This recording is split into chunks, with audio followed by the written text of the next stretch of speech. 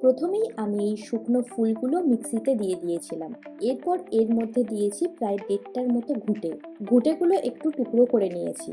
ঘুঁটে কিন্তু বাড়ির নেগেটিভ এনার্জি দূর করে। এরপর দিয়েছি 2 থেকে 3টের মতো তেজপাতা। তেজপাতা পোড়ালে ঘরের মধ্যে একটা ন্যাচারাল সুগন্ধ ছড়ায় আর মন শান্ত হয়।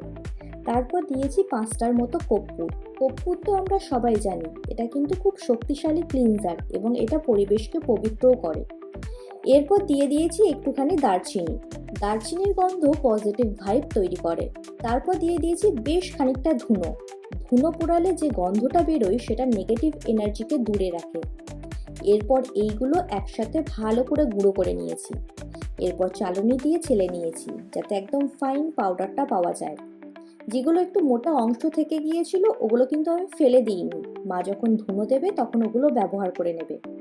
এবার এই পাউডারের মধ্যে দিয়ে দিয়েছি সর্ষের তেল। অল্প অল্প করে তেল দিতে হবে আর ভালো করে এটাকে মিক্সড করতে হবে।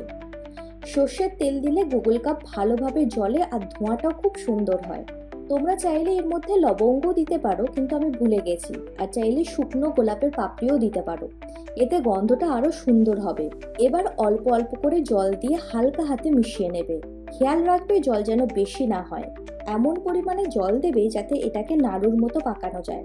এরপর হাত দিয়ে এইভাবে ছোট ছোট গুগল কাপের মতো শেপ দিয়ে নেবে। এবার এই কাপগুলোকে একবার ধুনোর পাউডারে কোটিং করে নেবে। ব্যাস প্রায় রেডি। এবার শুধু দরকার ভালো করে রোদে শুকোনো।